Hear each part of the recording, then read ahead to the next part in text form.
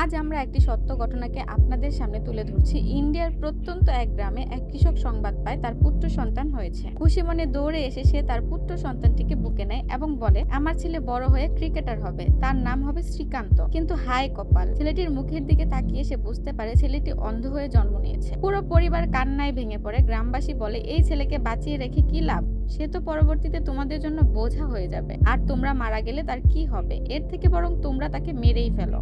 একথা শুনে দুঃখ ভারাক্রান্ত মনে তার বাবা তাকে কবর দিতে নিয়ে যায়, কিন্তু তার মা দৌড়ে এসে বলে, যত কষ্টই হোক আমরা একে বড় করবই। আর এভাবেই শুরু হয় অন্ধ শ্রীকান্তের জীবনযাত্রা। স্রোতের বিপরীতে অন্ধ শ্রীকান্ত ধীরে ধীরে বড় হতে থাকে। গ্রামে তাকে প্রাইমারি স্কুলে ভর্তি করা হয়। সে প্রতিবন্ধী হয়েও সকলের থেকে ভালো ফলাফল করে। একদিন তার সহপাঠী মাহেশ তাকে ক্রিকেট খেলতে নিয়ে গিয়ে প্রচন্ড মারধর করে এবং বলে, তুই তো অন্ধ, তুই ভিক্ষা করার অভ্যাস কর, ওটাই তোর কাজে আসবে। তার বাবা শ্রীকান্তকে ছাড়িয়ে নিয়ে যায়। শ্রীকান্তকে বলে, তুমি সেখান থেকে পালালে না কেন? তখন শ্রীকান্ত বলে, কোথায় পালাতাম বাবা, যেখানেই পালাতাম তারা আমাকে ধরে ফেলতো, আমি তো অন্ধ, আমি পালাতে পারি না, আমি শুধু লড়তেই পারি। প্রাইমারি স্কুল শেষ হলে শ্রীকান্তের শিক্ষক তার বাবাকে ডেকে বলে, সে যেহেতু স্পেশাল চাইল্ড তাই তাকে হায়দ্রাবাদে স্পেশাল স্কুলে ভর্তি করে, এখানে থাকা খাওয়া সকল কিছুই ফ্রি।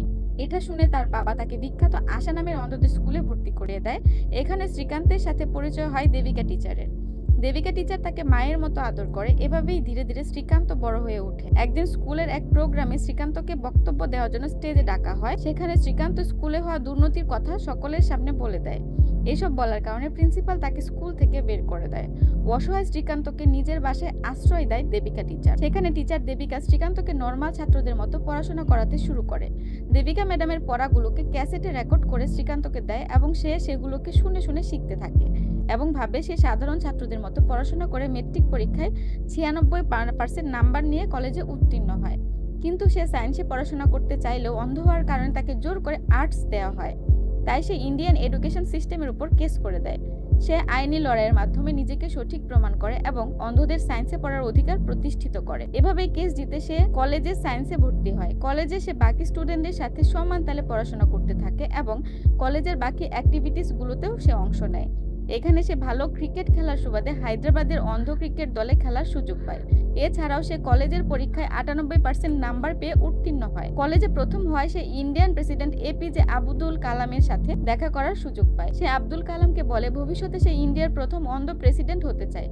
এটি শুনে আব্দুল কালাম তার ভবিষ্যতের জন্য তাকে শুভকামনা জানায়। এদিকে সে হায়দ্রাবাদ থেকে মুম্বাইয়ের ক্রিকেট খেলতে এসে ভালো খেলার মাধ্যমে সে অন্ধদের ইন্ডিয়ার জাতীয় দলে খেলার সুযোগ পায়। তাই সে খুশি হয়ে গ্রামে তার পরিবারের সাথে দেখা করতে আসে।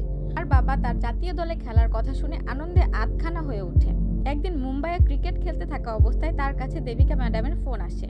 সে জানতে পারে সে ইন্ডিয়ার কোনো ইউনিভার্সিটি তাকে অন্ধ হওয়ার কারণে ভর্তি নিচ্ছে না। তাই দেবিকা ম্যাডাম তাকে বিদেশের ইউনিভার্সিটিতে অ্যাপ্লাই করার উপদেশ দেয় এবং এটাও বলে, হয় তোমাকে পড়াশোনা করতে হবে নয়তো ক্রিকেট খেলতে হবে। তখন সে পড়াশোনাকেই বেছে নেয় এবং বাহিরের অনেক ইউনিভার্সিটিতে অ্যাপ্লাই করে। এর মধ্যে ইন্টারভিউর মাধ্যমে সে আমেরিকার MIT ইউনিভার্সিটিতে পড়াশোনার সুযোগ পায়। দেবিকা ম্যাডামের কাছে বিদায় নিয়ে এসে আমেরিকাতে পাড়ি জমায় সে। MIT সে প্রথম ক্লাস করতে আসে। তার ক্লাস টিচার তাকে স্বাগতম জানায়। ক্লাসে তার আরো দুটো বন্ধুর সাথে পরিচয় হয়। আমেরিকাতে তার আনন্দের দিন কাটতে থাকে। সেখানে সে সকলের সাথে অনেক অ্যাক্টিভিটিতে নিজেকে ব্যস্ত রাখে।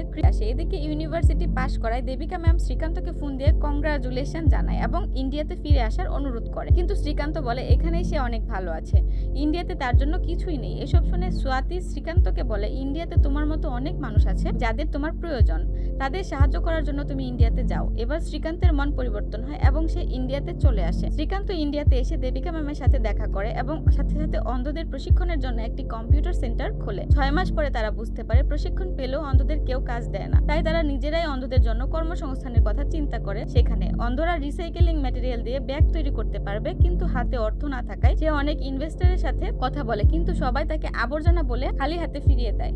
তাই সে বাধ্য হয়ে প্রেসিডেন্ট আব্দুল কালামের কাছে যায়। প্রেসিডেন্ট আব্দুল কালাম তাকে 25 লক্ষ টাকা দিয়ে সাহায্য করে। এই টাকা পেয়ে তার মাঝে কনফিডেন্স চলে আসে। এরপর সে রাভি নামের এক ইনভেস্টরের সাথে দেখা করে। রাভিকে সে একটি পুরনো ফ্যাক্টরিতে ঘুরতে নিয়ে যায়।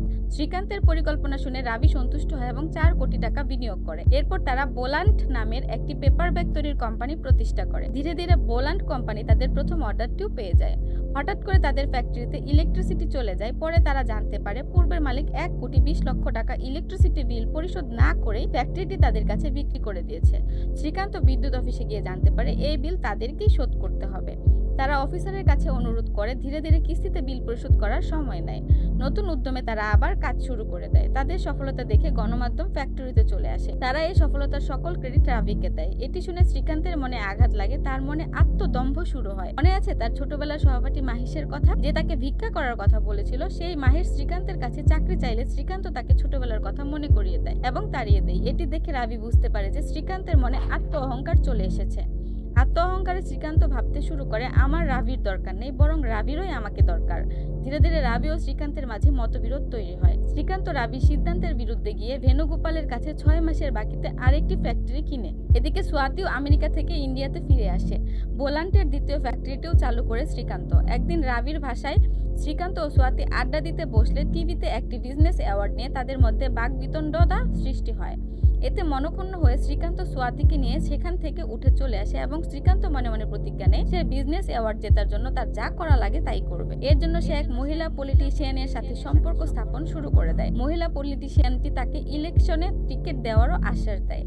অপরদিকে ভেনুগোপালের টাকা দেওয়ার সময় আসলে তার ফোন ধরাও বন্ধ করে দেয় শ্রীকান্ত। ভেনুগোপাল তার টাকার জন্য ফ্যাক্টরিতে এলে শ্রীকান্ত মহিলা পলিটিশিয়ানদের দ্বারা ভেনুগোপালকে পুলিশ দিয়ে হেনস্থ করায়। রাভি এটি দেখে খুব মন খারাপ করে এবং শ্রীকান্তকে ফোন দিয়ে ভেনুগোপালকে সরি বলতে বলে, কিন্তু শ্রীকান্ত সরি বলতে অস্বীকার জানায়। তখন দেবিকা ম্যাম রাভিকে বলে, এমন না যে শ্রীকান্ত সরি বলতে চায় না, আসলে সে সরি কিভাবে বলতে হয় সেটাই জানে না, কারণ ছোটবেলা থেকেই সে লড়াই করে বড় হয়েছে। এদিকে নির্বাচনের টিকিট দেওয়ার জন্য শ্রীকান্ত রেডি ম্যাডামের অফিসে গেলে সে বুঝতে পারে তাকে তার কাজের জন্য নয়, বরং তার অন্ধত্বকে ব্যবহার করে রেডি ম্যাডাম নির্বাচন দিতে যাচ্ছে। শ্রীকান্ত তার নিজের ভুলগুলো অনুধাবন করতে পারে এবং সেখান থেকে চলে আসে। এরপর সে রাভির সাথে দেখা করে রাভিকে সরি বলে জড়িয়ে ধরে। অপরদিকে ভেনুগোপালকেও সরি বলে তার টাকাটি পরিশোধ করে দেয়। সেই পূর্ণবন্ধু মাহেশকেও ডেকে এনে চাকরি দেয়। এদিকে বিজনেস অ্যাওয়ার্ডে শ্রীকান্তকে স্পেশাল ক্যাটাগরিতে অ্যাওয়ার্ড দিতে চাইলে শ্রীকান্ত সেটি না নিয়ে বলে তাকে যেন সাধারণ মানুষের মতো দেখা হয় এবং পরবর্তীতে অ্যাওয়ার্ড দেওয়া হলে নর্মাল ক্যাটাগরিতেই দেওয়া হয়। শ্রীকান্তের এই সিদ্ধান্তে সকলেই খুশি হয় এবং দাঁড়িয়ে তাকে সম্মান জানায়। পরবর্তীতে সোয়াতির সাথে শ্রীকান্তর বিবাহ হয়, তাদের একটি বাচ্চাও হয় এবং তারা সুখে শান্তিতে বাকি জীবন অতিবাহিত করতে। এখন আসল শ্রীকান্তের কিছু বাস্তব ছবি আপনাদের সাথে শেয়ার করুন। আপনাদের যদি ভিডিওটি ভালো লেগে থাকে তবে লাইক, শেয়ার এবং সাবস্ক্রাইব করে আমাদের পাশে থাকুন। ধন্যবাদ।